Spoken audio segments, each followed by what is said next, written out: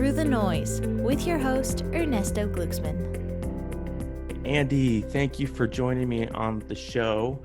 No fancy, I keep saying this for every episode, and I'm sure my listeners are getting bored of me telling everybody, but just so you guys know back home or wherever you guys are listening to the show, usually we're in a studio. Usually there's a Ben that pumps in like the little intro tune and it kind of gets everybody in the mood. It just feels really weird to be at home and just like click record and it just starts the show. It's just a little strange, but my guest today, Andy Keller, thank you for coming by and giving us a little, well, you didn't come by, we just joined online.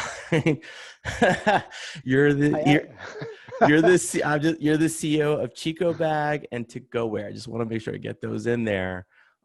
Thanks, Andy. You got quite the story that I can't wait to unpack what's happened. But let's just talk a little bit. What's your 30-second sort of pitch of the company when somebody asks you, what do you do? Or of the two brands that you have here? Sure. We're on a mission to help humanity bag the single-use habit. And I have been doing this for 15 years. We're talking about single-use plastics, things that are used once and typically tossed. We create solutions to help people easily replace those single-use plastics with reusable items that last a long time, that are washable, that are super convenient. So we make bags, utensils, and other types of items for everyday use that help people move away from single use. And I should say that sounds like this has been a lifelong pursuit for you, because I had Dr. Marcus Erickson, who's like a friend of yours, right? I had asked him after the show, like, all right, who's out there like inspiring you in terms of what they're doing? And you were the first one. He gave me a couple of names, but you were the first one he mentioned. And so I was like, all right, I got to meet this guy, Andy. I checked out your website and I was just impressed. It's like quite the operation that you've been going through. And I know it's not an easy one, right? Because there's, like your backdrop for this wonderful show video, for the video, those at home, they can't see it. There's like a pile of like grocery bags in the back, plastic ones. And it's got to be, when you look at those, it's got to like hurt your heart a little bit, because it's just it's not the appropriate material for its use, right? That's well put. When you think about plastic, it's an amazing material. It's I'm sitting in a plastic chair at a plastic desk using a plastic keyboard. These things, it could be molded into any shape. It's durable, it's flexible, it's pretty amazing. However, we're using this amazing material to make items that are designed to be thrown away. And plastic, once created, actually never goes away. It never biodegrades. It only degrades into smaller pieces of plastic that end up being pollution in our environment. So, this price of convenience that we're not really fully realizing today, it's going to be paid for by future generations as it hits our environment. It's accumulating in the ocean, which I'm sure Dr. Erickson told you about. Yeah, he talked about it. For those who didn't listen to that episode, he talked about that it's not like this stuff is floating in a patch. The better analogy is like smog across the entire ocean, where the particulates get bitten by fish and get ripped apart, and then just kind of get smaller and smaller, but it doesn't actually go away. And then it ends into our food system. So I would add to that it's impacting us now, whether we realize it or not. We're eating things that have eaten the stuff. And there's not a clear approach to how to resolve it once it's in the ocean and dispersed. It's just massive play. It's just, you can't even wrap your head around it unless you spent years on seafaring vessels to understand how big that thing is. And to say like, oh, we'll just send a few boats out there and sort of scoop it up, that Marcus made very clear there's no possibility there whatsoever. So he's on the side of like, we have to deal with it before it gets in there, right? What are your thoughts on this thing? Like, you look at this, well, I hope that's not your desk every day, but you look at that pile of stuff and is that motivating you? Like, we got to replace this thing. Like, we can't use this thing. for this single use approach? Yeah, the pile that's behind me, which is actually a bodysuit, it's called the bag monster. I could put that on and embody what the average American uses in plastic bags in 1 year. It's 500 plastic bags. And that's every American on average is using, 500 plastic bags. That includes, people that don't even use plastic bags. It's just bag consumption divided by population. And I mean, what it represents to me is just, most people when they see it, they don't realize how many plastic bags they use. A lot of times you throw them out or recycle them and they're out of sight, out of mind. And when you come face to face with your consumption, what I've found by wearing that bag monster costume is that people instantly realize that I could use less.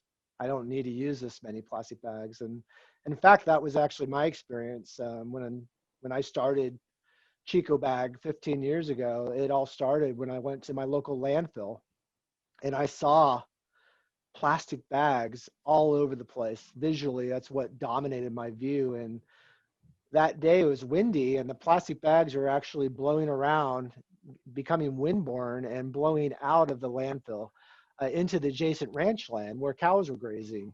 And at that point, I realized I basically been told a half-truth. I was told for years, do your part, don't litter, and recycle. Those are the two things that you need to do as a good citizen to be part of the solution. And what I realized at the landfill is all those bags were disposed of properly, and they were still getting out into the environment and causing pollution, or worse, killing cows or whatever would happen with them. So it's a problem that is a product problem, not just a consumer problem. And I started just diving into this concept of like, well, how do we solve this?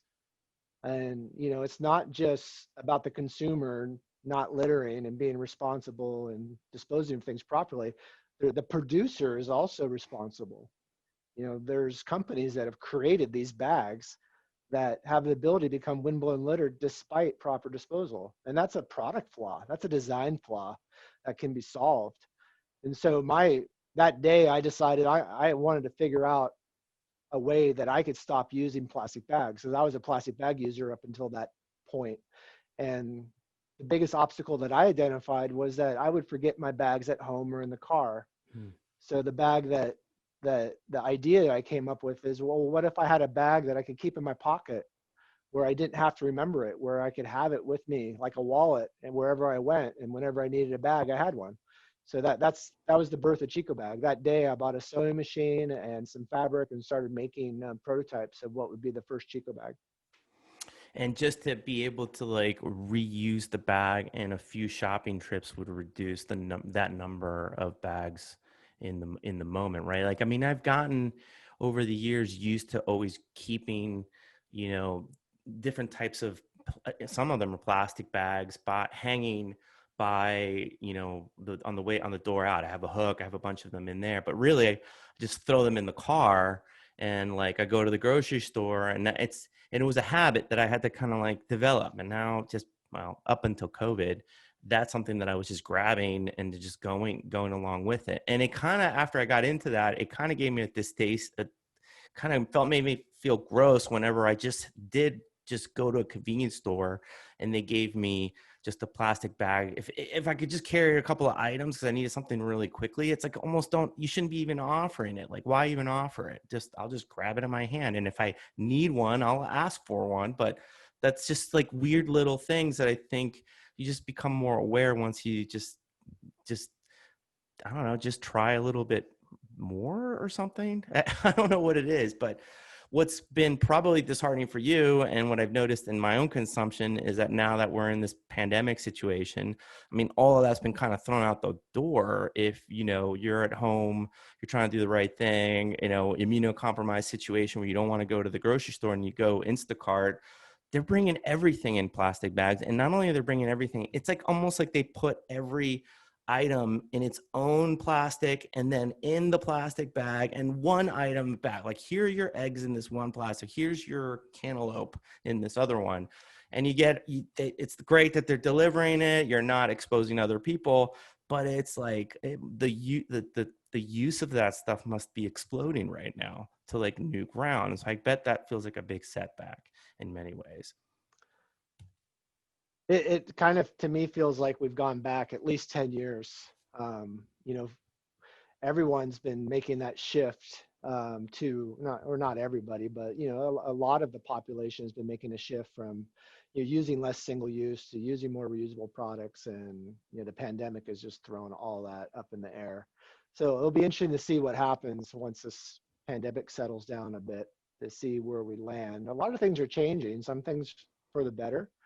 So I'm hopeful that through this some innovation will happen and we'll come out this better than we went into it. So it's hard to see exactly. I know it's kind of, we're in the middle of the firestorm right now to figure out what that's going to be like. So we got to kind of keep up the faith and the hope that we can get back to it. But I mean, it doesn't feel any better. Can't we just, I don't know. Is it just, it's just really hard because everybody's just rushed just to get, the Instacarts of the world, just to get shoppers to the scale, to get people through. No one's thinking, how do we, limit the use of, these sort of single-use products? I mean, at the end of the day, maybe it's not plastic that we should be wrapping this stuff in. We need to be wrapping it in something else that's either heavier, so it doesn't come out flying out of the landfills, or something that degrades more appropriately in when it ends up in the ocean. But the problems are just massive, right? Because I just read recently an article, maybe you can help verify this a little bit with me, but ever since China kind of shut down a little bit of taking our plastics, they were basically accepting our plastic, garbage, for the lack of better terms, and they were sorting it. They're pulling out the plastics that were usable, and then a bunch of the plastic that was, and I don't know what they were doing with it right now. I don't know what the scenario was there, but they got fed up with it and they stopped accepting so much of it. And I've had the, recycling guys from the recycling world, the associations on, who talked about like not knowing what to do with this. And it's just accumulating in nearby facilities, because there's no direction as to what to do. And then the most kind of like disheartening thing is, just read an article pretty recently, this past week, I think, about how they're talking to the Kenyan government and see if Kenya can be the next deposit. And so and Kenya, by the way, is not exactly in an easy place to get to, but it's like you got to go around Africa. So you got to take a bunch of ships, pile that stuff up with plastics, go around all the way around Africa. I don't know how you get there. And then hopefully they'll take the sorting and the whatever stuff for a while. But at the end of the day, that's not a mitigate. That's a short-term strategy to resolve member pain, perhaps some of the members in the recycling world, but it's not a long-term strategy there. That doesn't seem like that's the way to do this, right? Did you hear about any of that? Yeah, the program in China is called their National Sword Program, and essentially basically all this comes down to is the economics of recycling. And there's a bit of a myth in recycling too, is, what's promoted is if it has that little triangle on the bottom, you put it in your recycle bin and you're done. But the reality is there has to be a market for the plastic. And right now, natural gas and oil is so cheap, and it's so highly subsidized, through tax incentives and other mechanisms, that recycled content plastic is more expensive than virgin plastic. We at ChicoBag, we make products out of recycled PET, which is soda bottles, and that's 40% more expensive than virgin plastic. And that's just wrong. That is a structural issue that has been created over the years by the status quo and has been kept in place, that we can change ultimately. And what we need to do essentially is put in subsidies for recycled content similar to what virgin oil has, or to take away some of the subsidies for virgin oil if that's possible, or do something that levels the playing field, which effectively makes single use. You got to make recycled content cheaper than virgin. And once you do that, then automatically it starts closing the loop. And the reason why the plastic is being shipped off to China or maybe now Kenya is because the labor rate is cheaper there. And it makes more economic sense to ship it over there to do the sorting. Because the biggest issue with recycled plastic is contamination. You can't make, like if you had a bottle with a piece of chewing gum in it and that gets ground up, that contaminates it. And you can't make the yarn for high quality reusable bags. You can make something that's low quality, like non-woven kind of interfacing that's like inside a couch, but that's a very low quality, low value recycled kind of end product.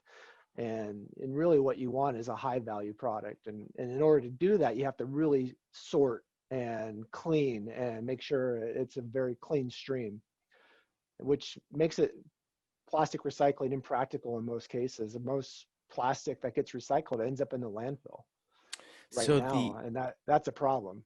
So there's that problem, and then on top of that, the virgin stuff is being subsidized because you need to subsidize big explorations for oil or whatever. If you're going to use this stuff for other products and services, so there's no like, oh, we need to kind of curtail the subsidy in some way. Like you can't, if this product gets made into plastic single-use bags, then you don't get the, like it just doesn't, there seems like there's unintended consequences of depressing the markets we want to be created because of the big subsidies in there. And from my understanding, it's going to be really hard to extract the subsidies. No, once government is mandated to give a certain subsidy, everybody likes that. It kind of, that's cash. They in rely hand, on right? it. Yeah. I mean, it's probably a lot easier to put in subsidies for recycled content than it is to take subsidies away from somebody. Because their whole industry is built on that. But really what we have is the concept of externalized costs, which is an economic concept that says that, the costs, the externalized costs are not being embedded in the price tag of the item. It's being paid for by taxpayers or future generations, for example. And the more that you can embed the true costs into the price of the product, the more sustainable and in line with nature that product is. Right. And that's an issue that we can solve. It's not the status quo currently, but that's if we put some focus in this, I think the first step is essentially subsidize recycled content to bring price parity with the virgin polyester or virgin plastic, for example. And I think, when you sort of bring that up, I mean, the issue is that if we're not pricing in the externalized harms, those harms are not like, they're not going away, they're accumulating and it's getting worse, right? So the ocean will continue to be more polluted. There'll be more of this kind of probably carcinogen causing material in the food supply stuff that we eat. I mean, it's not, I just don't understand anybody who's defending that necessarily. I think when I had Tony Radishek, the president of the Plastics Association, I mean, he flat out said on the show, we're at our heels. Like, he's just playing defense. He's trying to make the case like plastic's still really important for lots of reasons. It's just, and his argument is like, but we're not disposing of it. So there's at least some probably agreement or in terms of like the problem, but it's devil's in the details and actually who wants to then pick up the tab for fixing that problem, right? The disposal component, right? Well, sure. And I mean, I have a lot of experience with the plastics industry, and, and typically, they have, I've learned their tactics, Something happened to you back in. Yeah. Oh, yeah. Okay. Let's get it. I want to hear about that. Sure. So I'll tell you what happened, then I'll tell you what I learned. Okay. So this bag monster costume I was talking about represents what the average American uses in plastic bags. I'd wear this, and I actually got on a motorcycle and I rode it across the country and visited like 12 or 13 different cities. And I set up a display of what the average American uses in plastic bags in their lifetime. which is about 70,000 plastic bags. It's just, and I invited people to What? come. Yeah.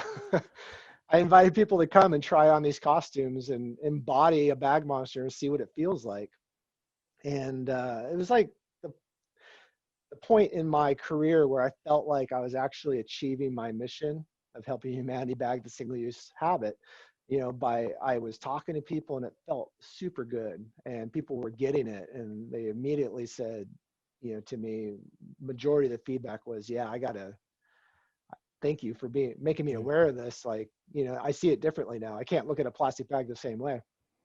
And when I got back from that trip, I was doing some advocacy work down in LA.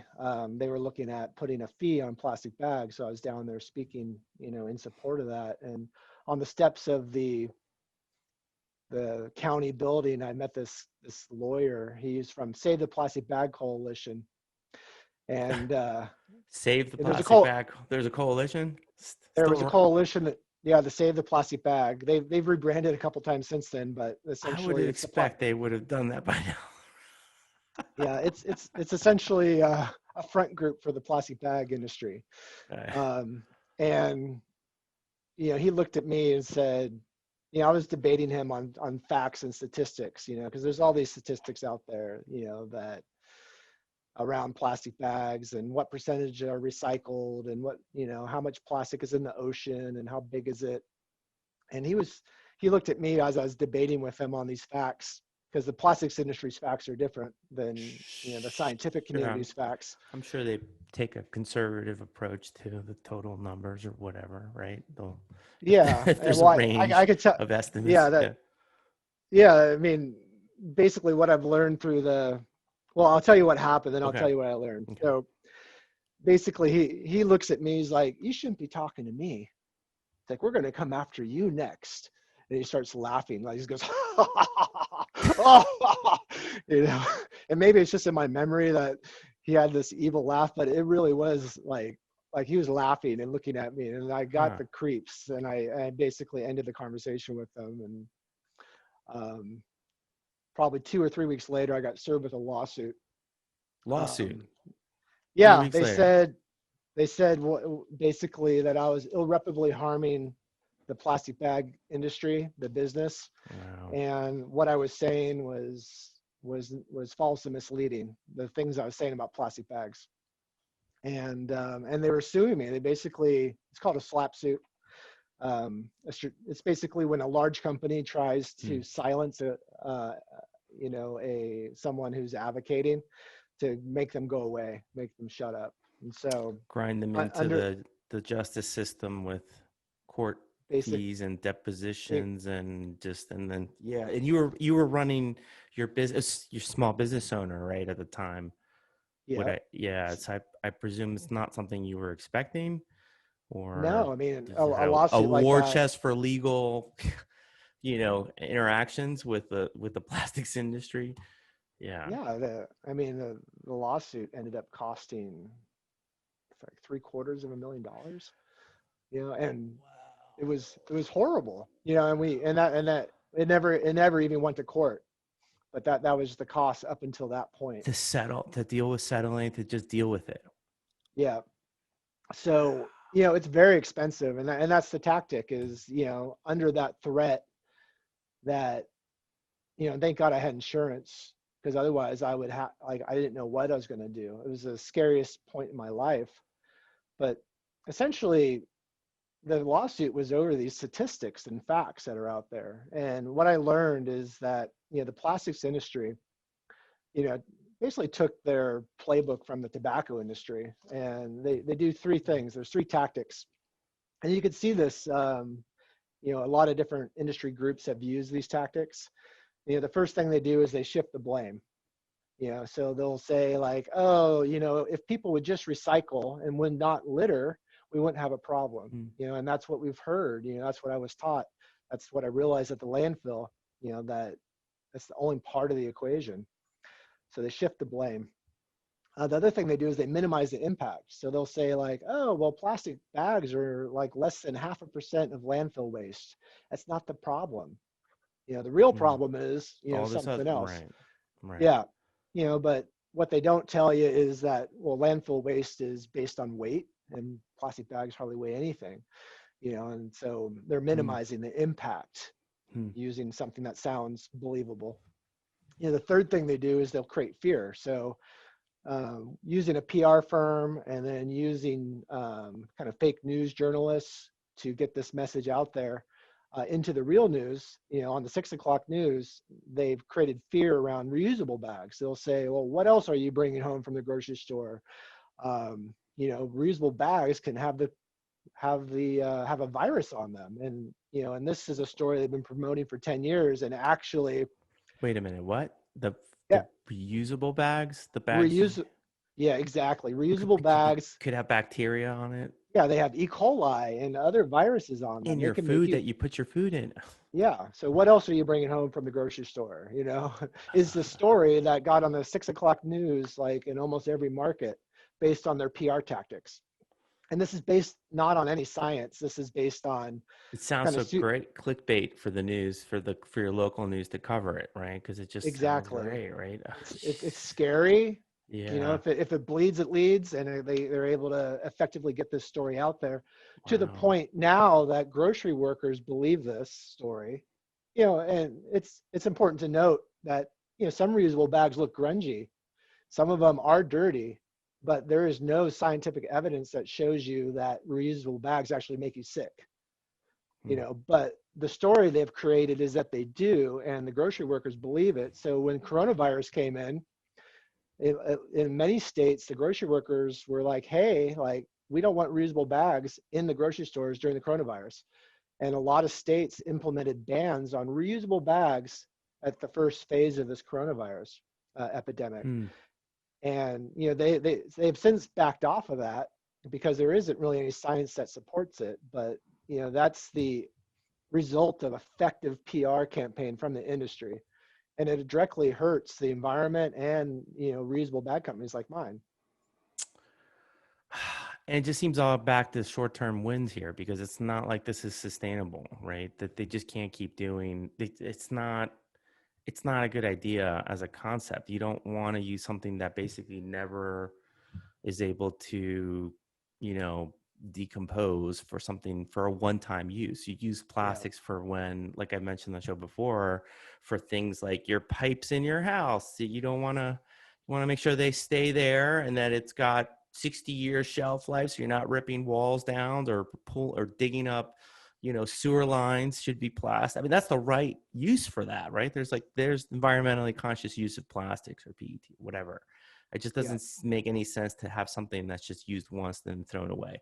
When, by the way, you can just probably wear a pair of gloves or something if you're really that concerned about potential germs that might carry. I don't know. It just seems so short-sighted of a concept.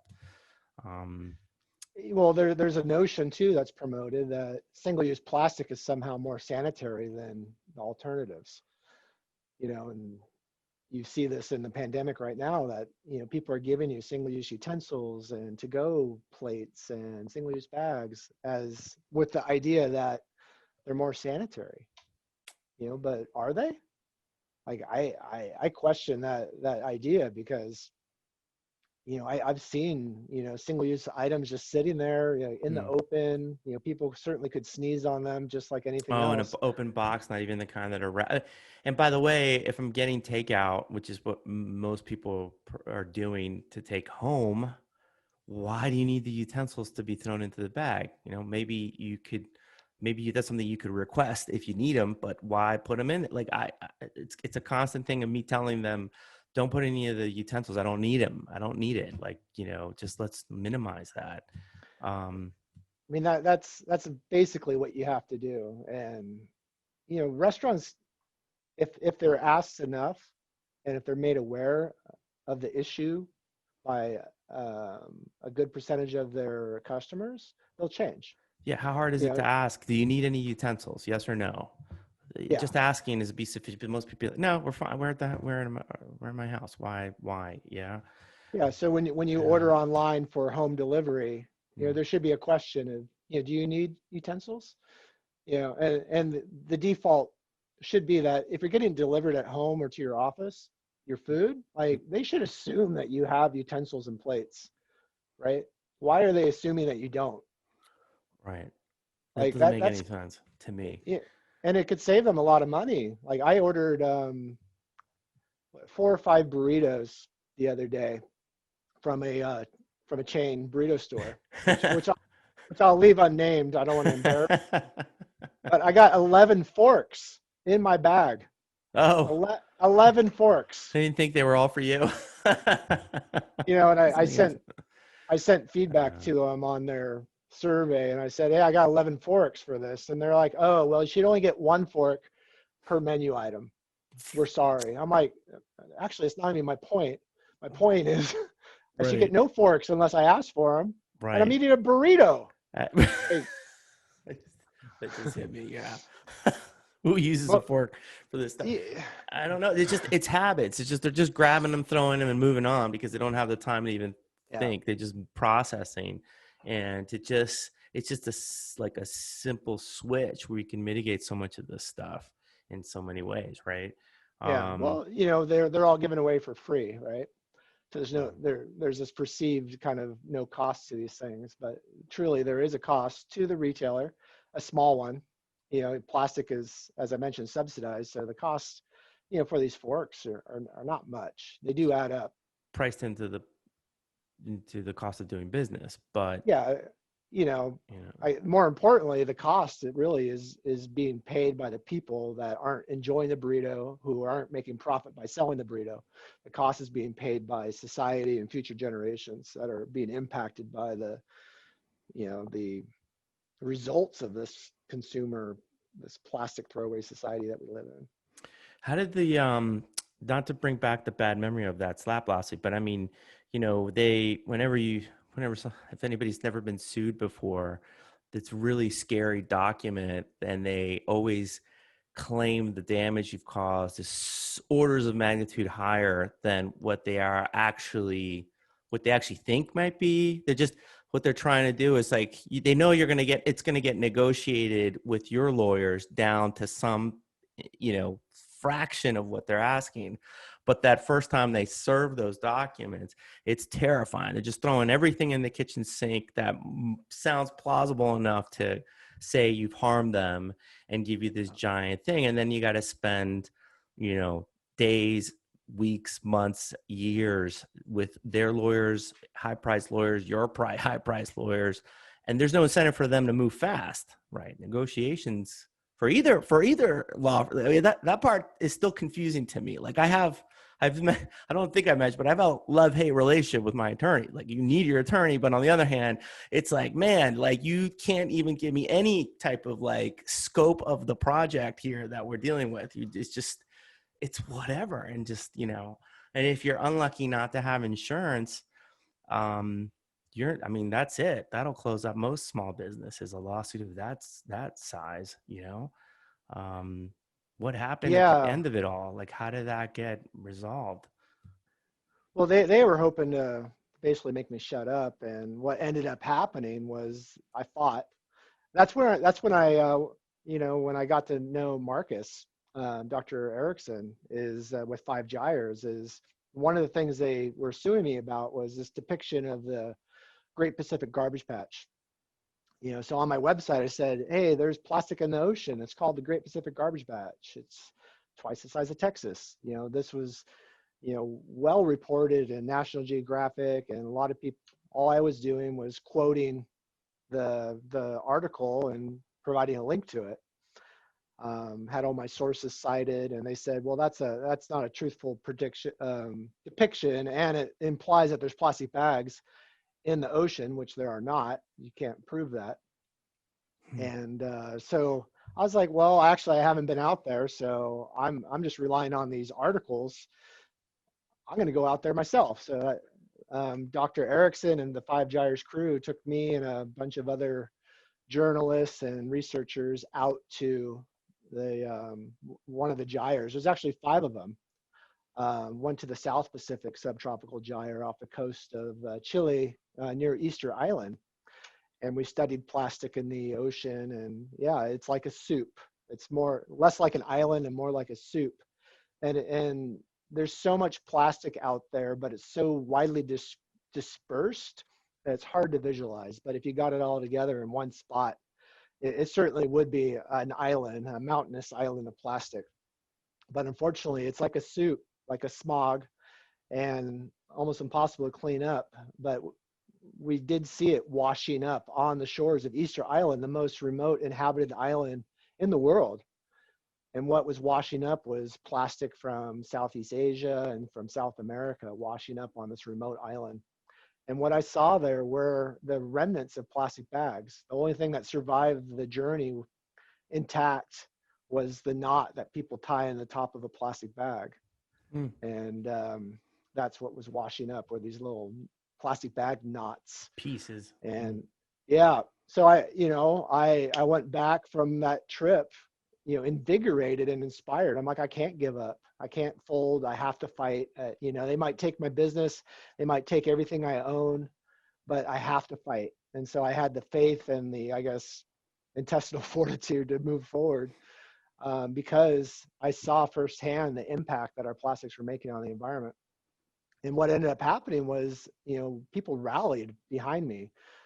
Researchers and scientists and nonprofit organizations all came and supported and backed up the facts that I had on my website. And what ended up happening was the expert reports essentially proved that what I said on my website only understated the issue, that the problem was even more grave than what I had said. And as a result of all this press, Rolling Stone magazine put an article out talking about the bag wars, basically this fight between me and the plastics industry.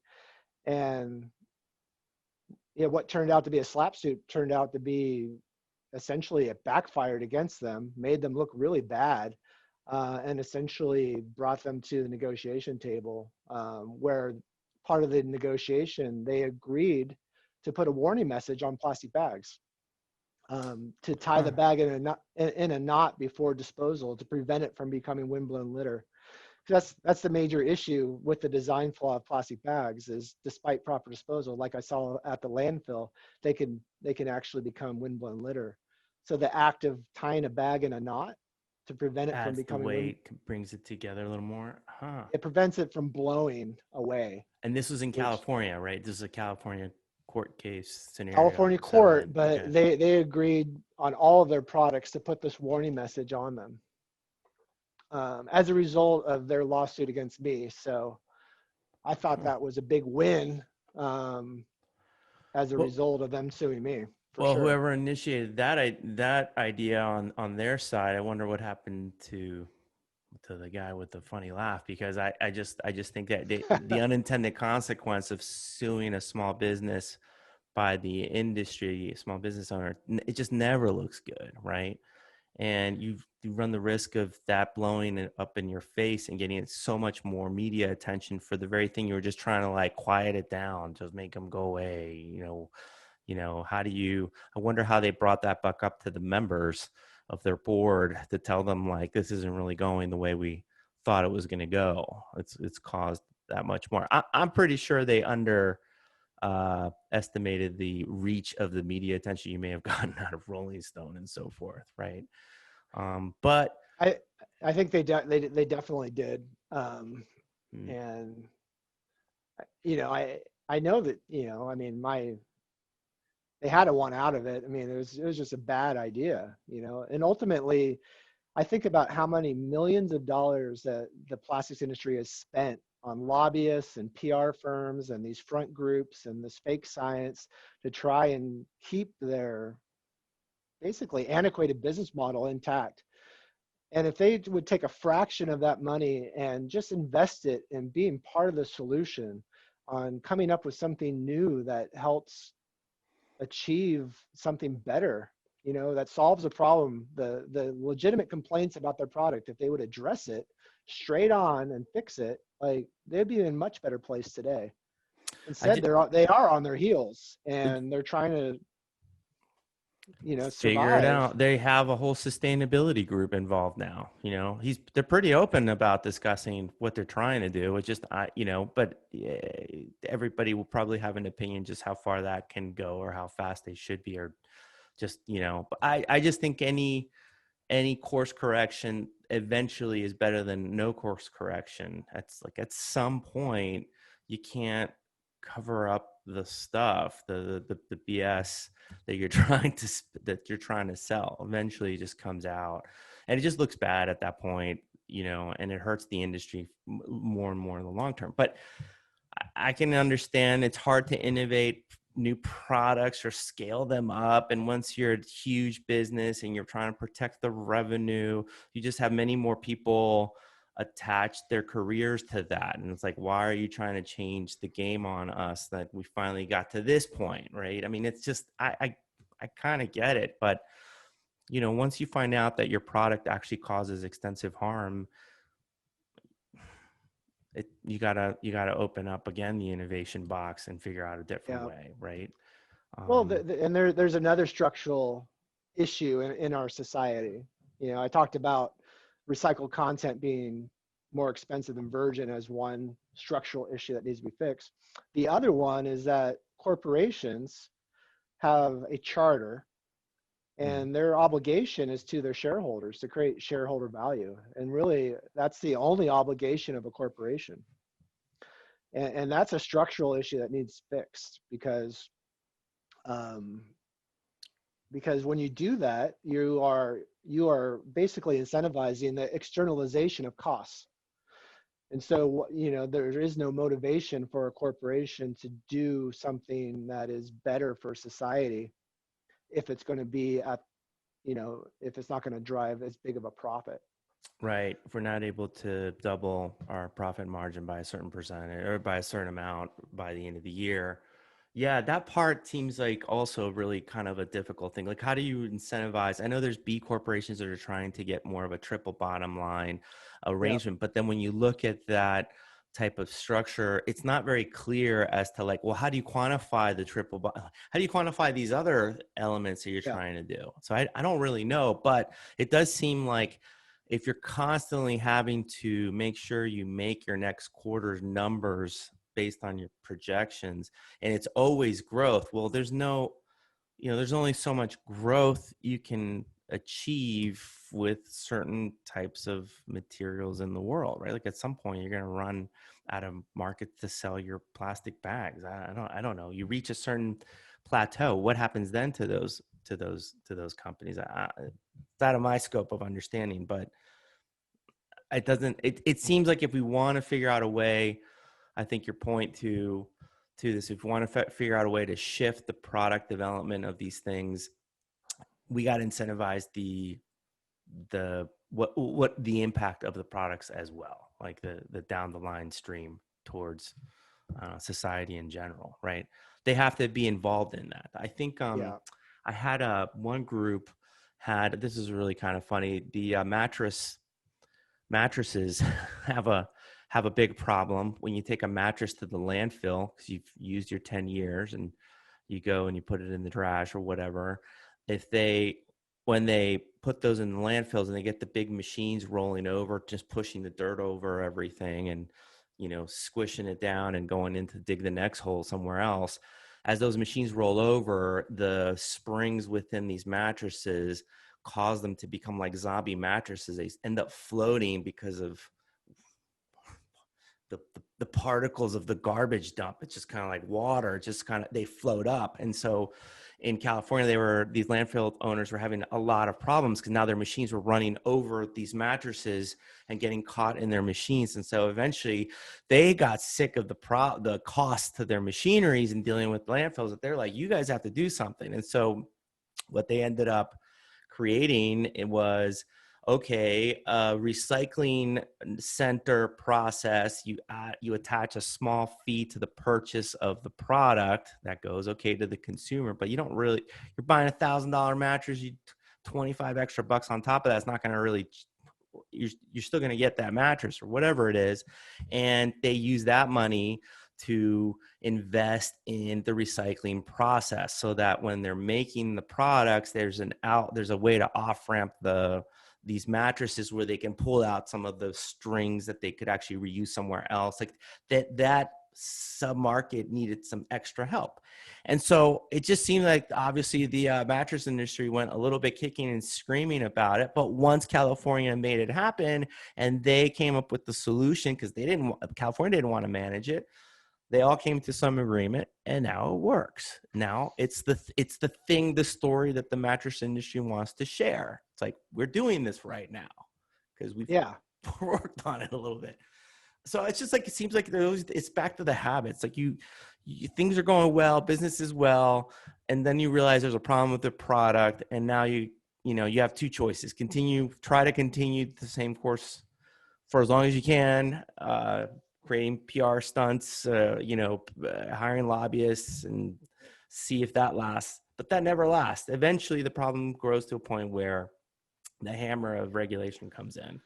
And you can either get ahead of it, it seems like that's what I've learned, and be proactive and change early, or you'll just end up inviting disaster. I wonder if there's some kind of arrangement that can be done with plastics. Have you thought about, this type of plastic on a national scale? Well, there's a couple concepts that come to mind for me. Is when you're talking about mattresses, that's essentially, if from a policy standpoint, a lot of industries have gotten ahead of that and proposed their own voluntary policy, so that they're not, subjected to state or federal regulation, and that's a good strategy. And ultimately, the concept of taking back a product at the end of its life is part of it, extended producer responsibility. And my ethic is that any company that's making a product ought to be responsible for that product at the end of its life, and have some sort of mechanism for taking that product back or ensuring that product is recycled. And that is a problem with our society currently, is especially in the plastics industry, is there's a lot of plastic products being in consumer packaged goods, for example, where products are being introduced in plastic packaging that has no infrastructure for recycling or even waste disposal. And this is happening, most of the plastic that's entering the ocean is coming out of Southeast Asia, where there's no infrastructure for disposal. And so big global consumer product goods brands are selling these products into these markets. So extended producer responsibility would be that the products and the packaging that you are selling into a region, you're responsible for making sure that there is some way of taking that product back, and otherwise you don't do it. And so having that level of responsibility as a brand and as a company ensures that you're part of the solution, not creating these externalized costs. So for ChicoBag, for example, we take back all of our products at the end of their life. And oh, really? Yeah, all the canteen, you do a bunch of products, not just the bags. Yeah. So like when you're done with a reusable bag, at the end of its life, you send it back to us, and we actually take back any brand of reusable bag. So we what we have found is that we get more bags from other people's bags than our own bags back. And most of the bags we get back are hardly even used. They're still, people just have a lot of reusable bags because, they forgot theirs at home and they ended up buying a 99-cent bag at the grocery store, or they went to a conference, or a conference printed too many bags, and they put the year or the date or the event name on the bag, and then they, we get those back. And so, what we do with them is we work with soup kitchens and food banks to distribute these bags out to a population who wouldn't normally have the disposable income to buy reusable bags. And so, another way to off-ramp the use into an area, into a spot where, okay, don't use the plastic bags, but here I'll supply you. They'll have different sizes or different names, or some of them will be dated, but doesn't matter. At least you can use them for your purpose. You get another use out of that thing. Yeah. So that's extended producer responsibility, and I really advocate that anyone that creates a product, I think there's a moral obligation that companies that create products have a solution for the end of life of their product. And it's not the myth of recycling. Like truly there is a market and a destination where this product is going to be turned into something else or reclaimed in some way. There should be a way to reward that, even if it's just some small tiny amount back of you. Okay, you kept it out of the landfill an extra time period, so here's your credit for that. Here's some credits for something that would say that you could reduce some of your taxes, or something that would kind of create that. I mean, incentives work at the end of the day, that they do work. So why should we be afraid of using them to sort of not to incentivize more companies like yours that are doing this? You're doing it, you're going to do it anyway, and that's probably your brand promise, which well, that's a different question I have for that, but why can't we just incentivize that? Why not create that marketplace? You just need to create the policy. Like right now, there's the R&D tax credit that a lot of companies use, which is a really generous tax credit if you're doing R&D. I think, if I'm remembering correctly, like Tesla paid no taxes because they use this R&D tax credit. A lot of technology companies, pays very little in taxes because of it. And it's bipartisan. There's always a bipartisan thing around that. Like everybody likes R&D, research and development. Yeah, I mean, it drives business, and ultimately, if we had a similar incentive for recycled content or for take back programs, it would automatically drive that economy. There's a whole economy around recycling that is dying right now because China closed down, their market for recycled content. And a lot of recyclers are going out of business currently. But if we change the policy and drive this, there's a lot of jobs associated with this type of infrastructure and technology that we can really incentivize through tax policy. How has the brand promise that you done for your business? How has that worked out for you guys when you do these things? Well, there's the younger people that are coming up, into our economy. They're very much interested in working with businesses that are transparent, that are doing good in the world. So, there's a solid business case for doing the right thing, especially, as the demographics of our population change. We're you mentioned B Corp. We are a B Corp. Okay. We're a certified B Corp. And what that does is it embeds a social mission into your corporate charter. And the reason why that's important and why it changes the dynamic, like I mentioned, that's one of the things we need to change in our society is, a corporation only has a role to shareholders. Well, a B corporation, has a role to service the shareholders, but also to provide a social benefit. And that's embedded in the corporate charter. And basically, right now, if you're doing good and you're not a B corporation, your shareholders can sue you, or your board can fire you as a CEO for not maximizing shareholder value. If you do something that is good for society, but maybe not the most aggressive thing to your profit line, huh? Yeah. So that's the promise. I see. So as you scale your business and you bring on, maybe can you go public or whatever, this B Corp designation protects you protects the social aspect of your business model from somebody else. Exactly. And it makes it public. So as a certified B corporation, you go through an assessment, and this is all public, as far as how you measure up on different environmental and social aspects of your business. And that's pretty extensive from what I understood, right? The assessment part of it. Do you have to do this every year? How does it work? Every 2 years. Every 2 years. Yeah. And that level of transparency helps people understand who they're doing business with, which is another problem, in our society is, we buy the cheapest thing, not realizing that thing is creating all kinds of harm in our world that is undisclosed. So being a B corporation is you are talking about what's going well, what's not going well, where you need to work on, and people can see that. And there's more transparency, and so people can make better decisions about where they essentially spend their dollars.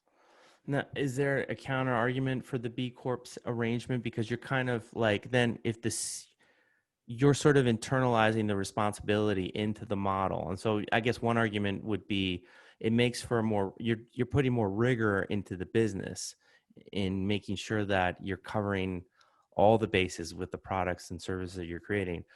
But the guys over here that are just doing a, LLC or C Corp or something, they don't have to do any of that. On the contrary, all they have to do is just make sure they keep generating the cash. So there's almost like a subsidy in this realm that you have to compete against.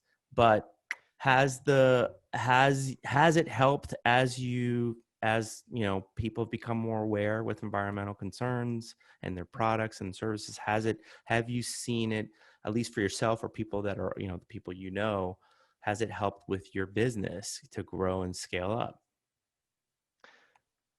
Yes, because what I'm seeing is that, as the population of the world grows, and as there's more stress on our natural systems, and as we see more really devastation and disease and things happening, more and more people are concerned about being part of the solution. So there is a business model for making the cheapest product and externalizing as much cost as possible. But that market for that type of product is shrinking. It's aging out, I would It's argue. aging out. Yeah, exactly. And the market for responsible business and for B corporations and products of B corporations is growing. So there, I don't know what the time horizon is for this transition, and then certainly it changes over time. But right now, it's a good business model, and it feels good, honestly, to be part of the solution. I'd rather make less profit and be part of the solution and feel good about what I'm doing than make more money and trash whatever. Right. And I think that at the end of the day, Mother Nature's going to make us all pay for not changing the way we consume resources on this earth and deal with disposal. So it's not like, climate change is going away. That's the reason I started shifting into this topic more on my own show. Was I started to notice a lot of these trade groups which is usually who I had on the show, who's been interested in different industries. And I just, my interests have always been like, how does it work in these different markets? But once you start noticing that even some of the most conservative groups have started to shift their thinking, it's because they're actually quite worried about not just whether they're going to lose their business models, but they're worried about the fact that there's problems. Corn, if you're in the corn growing world, the Corn Growers Association, and you're noticing that you have fields in South Carolina that just because the slight incremental increase in more heat around the earth has pushed salt crystals into fields and made them arid where they can't grow, then you start going, oh shit, we didn't know. And the top lobbyist, who's in I forgot his name now, he was on the show. He openly admits he spent 25 years dealing, being, defense against any type of regulation into the industry, and kind of realized now he was wrong. He made a mistake with climate change. Climate change is definitely real, and it is definitely impacting their members. So when you start seeing that, it's just a matter of time, right? We don't have to do anything. We can continue the status quo, but eventually the problems are going to really hit hard. And it's already happened. You got weird fire tornadoes, and we got, rain bombs. They're coming up with new terms of strange weather events because they've never had them before. It's the first time that ever happened, and it's been happening in the last 5 years more and more, right? This pandemic that we're in, I've had experts on the show where a major driver is climate change. We're likely to run into another pandemic in our lifetime. This isn't just like the once in a lifetime scenario. So buckle down, people, because this is real. Like, it's happening. I think most people get that. They're just, how do we keep people from going into the well of despair of like, well, there's nothing I can do. I don't know what to do. And the problem's too big. Right. And I think you do that by bringing guys like you that are doing the right thing. So. Yeah, I mean, it's very easy to get overwhelmed by the scale of the issue.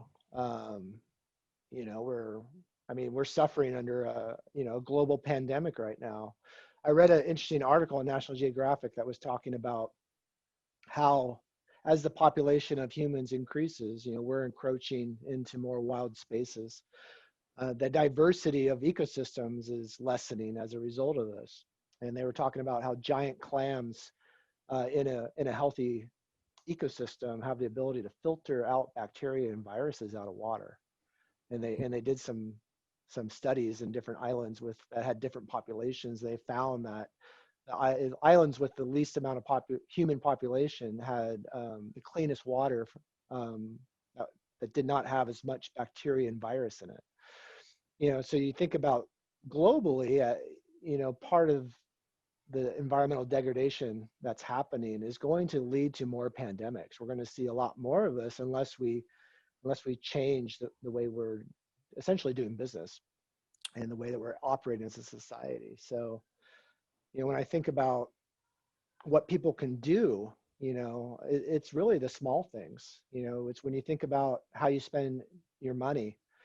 If you think of each dollar as a vote for what you want in the world, make sure you're voting wisely. That you're supporting the kind of world that you want, and divesting of things that you don't want, that don't support your values. And it's just, and part of that B Corp movement that I mentioned makes that a little bit easier because you can see very clearly where people stand. Right. Is the chocolate you're eating being harvested by, children? I applaud you, Andy. Thank you so much for doing what you're doing. And keep that bag suit. That thing looks, that'll come in handy. And let's do this again, Andy. I mean it. I'd love to have you back and continue this conversation. So I appreciate it very much. Yeah. Anybody wants to find out more about your products, where should they go? ChicoBag.com. It's ChicoBag.com. And love to hear from people if they have any ideas or feedback. Awesome. Thank you, Andy. And I got to thank Dr. Erickson for introducing us. I really appreciate that. All right, everybody, hang on a sec. Thanks, everybody. Take care. Bye-bye. For more episodes of Through the Noise, go to throughthenoise.us.